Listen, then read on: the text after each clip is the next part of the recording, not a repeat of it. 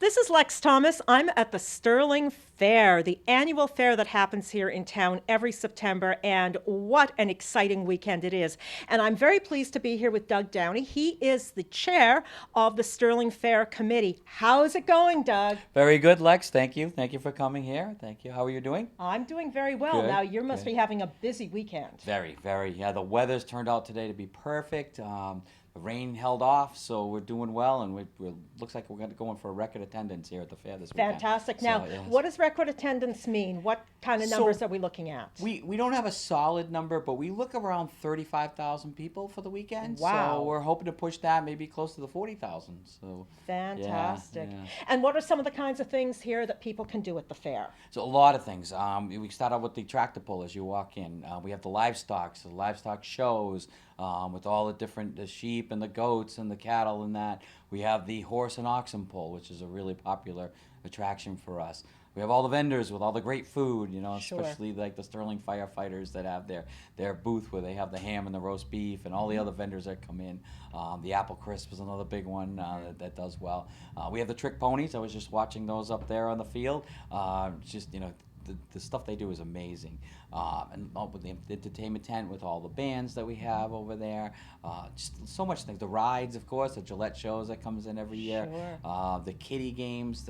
We have the tractor pull, I believe, is going on right now. The kiddie tractor pull. We have the frog jumping contest. Women's skillet toss coming up, I believe, in about an hour here or Yeah, so. yeah. Log sawing contest. So it's just a lot of great Lots of things. fun for all ages. Yes, yeah. Now, putting something like this together, this takes a lot of time and effort. Tell me something about the committee. How many people are on the committee? So there's about 20 to 25 people, core committee members, but we have so many people that show up and just volunteer, sometimes weeks, sometimes days. You're probably about 200 people that show up during the fair to volunteer, but there's a core group of just awesome people. Can't do this fair without them. They're the fair committee members. It's a true family, and they're amazing. Every year some new roadblocks come up, something happens, we don't have this, we don't have that, and we go around the meeting and they make it happen. They find ways to find what we need, the equipment or the things, and it's just I can't say enough about my Sterling Fair committee Now, family. So. the fair ends tomorrow on Sunday. Yes. When do you start planning the next fair? Monday at probably 8 a.m. Right, As so we're breaking down the rest of this one. you're already Yeah, planning. we're starting for 2016. Right. So, and it's Yeah. a year-long event. And I know that there are a lot of people that you want to thank and Yes, that yep. make part of this. Yeah, definitely. All the departments in town, and I can't go through them all because I would forget somebody and Sure. I don't want to. They're all so great to us. They work so hard helping us get this fair going. The Siborowski family, they donate the land here that we have. The Simpson family, Jimmy Simpson Jr., Jimmy Simpson Sr., especially Sr., who owns the airport, closes the airport for the week and lets us use this. I mean, people don't know how much they actually give, and we really appreciate that. Because without this land, we don't have a permanent home. We wouldn't have this fair. Exactly. So, and then of course, like I said, all the volunteers that show up, all the people that come here, and our Sterling Fair committee members that work year long. People Sure. think it's just 3 days and it happens and it's great. There's so much planning that goes That's into right. this. That's only the 3 days people see. Exactly, Well, it looks yeah. like it's shaping up to be a great weekend. It really Thank you is, so yeah. much Oh, for thank joining you. us, Thank Doug. you for having me. I hope people see this come to the fair Absolutely. this year, next year, and hopefully for the next 100 years. It's coming so. on every single year. Thanks a lot, Well, thank you. Doug. I appreciate Okay. it.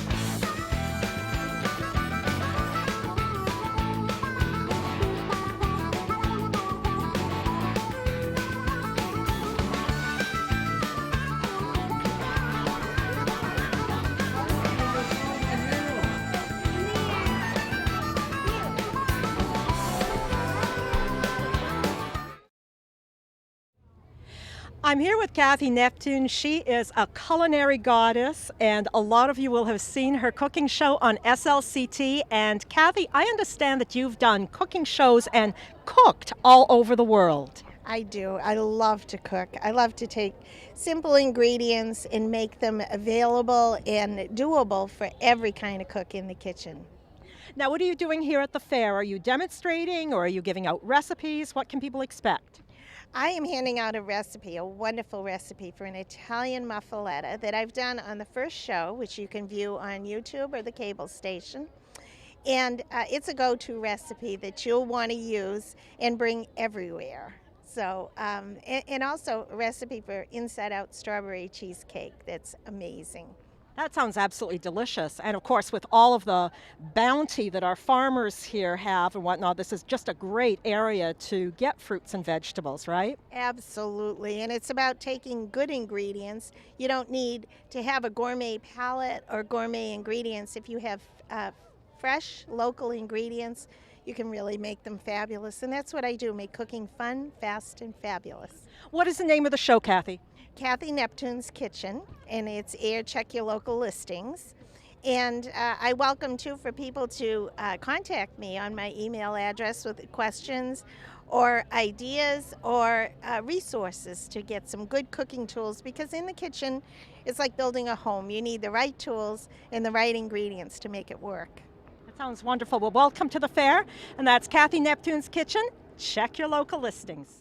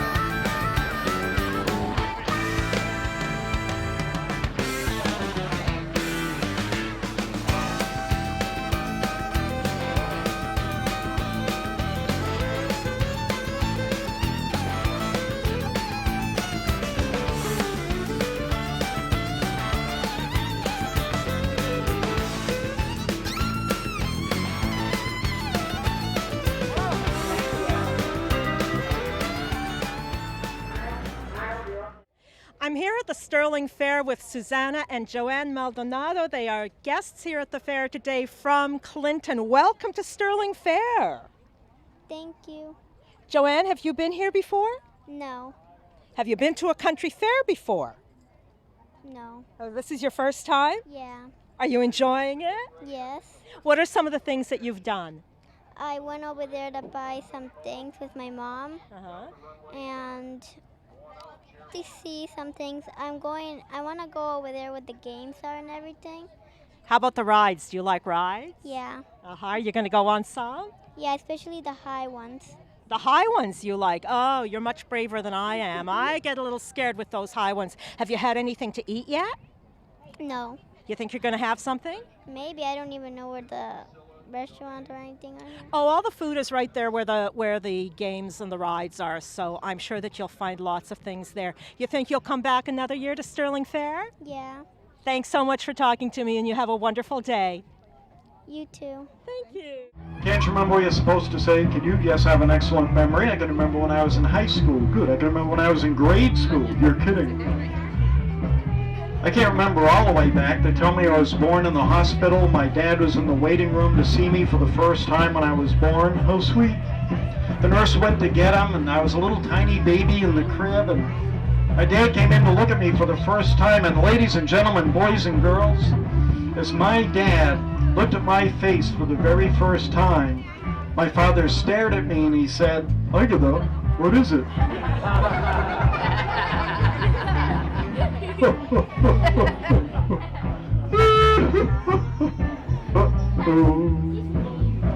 Now we know who the dummy is. All right. time's up. We're going to be walking around some more with some of my puppet friends, and bring your friends over for the 3 o'clock show. It'll be a little different from this one. Put your back in the box, or time's up. I'd like to say something. What do you want to say? You said plenty. I'd like to say that Dana's a good ventriloquist. Thank you. And what? I'd like to say that he's really handsome. Thank you. And I'd like to say that he's a snazzy dresser. That's wonderful. I'd like to say those nice things, but I'm not that big a liar.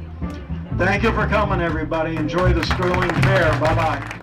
I'm here at the Sterling Fair with Sally Gardner, who is creating an absolutely wonderful and really very historic craft. And Sally, why don't you tell us about this? All right, great, thank you.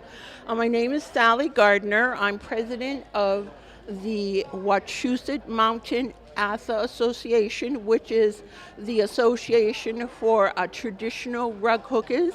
It's an international group of people we have here in Sterling, where we meet once a month. We have about 60 members, and we are all interested in doing some kind of fiber work. So this is a very traditional rug hooking done with pieces of cut wool on a foundation. This happens to be burlap, but it could have been a flour sack or linen. And in the early days, women would cut up used clothing, coats or pants, shirts, and there was no particular design except kind of a hit and miss, but very utilitarian. They would use them so the floors wouldn't be so cold in the winter. And up in the Nova Scotia area, as a very predominant, my grandmother was born in Nova Scotia, and she was a rug hooker. She came to Leominster as a young woman, and my mother and my aunt both remember my grandmother hooking rugs so that they would have something warm for the cold winters here. This has grown quite a bit now. They have actual burlap that's printed with designs. You can also draw your own designs on them. A lot of people like to do that. And this is also, this is a very small size of wool, but you also can use a thicker piece of wool like this piece right here. So it really is something that appeals to a lot of different styles. Some people like the more primitive look. This is definitely a more traditional look with the narrower wool being used, but it's really something that covers lots of different styles and also ages. We have young people doing it as well as people that have been doing it for many, many years. Now, is your organization looking for members, or does it welcome new members? We always welcome new members.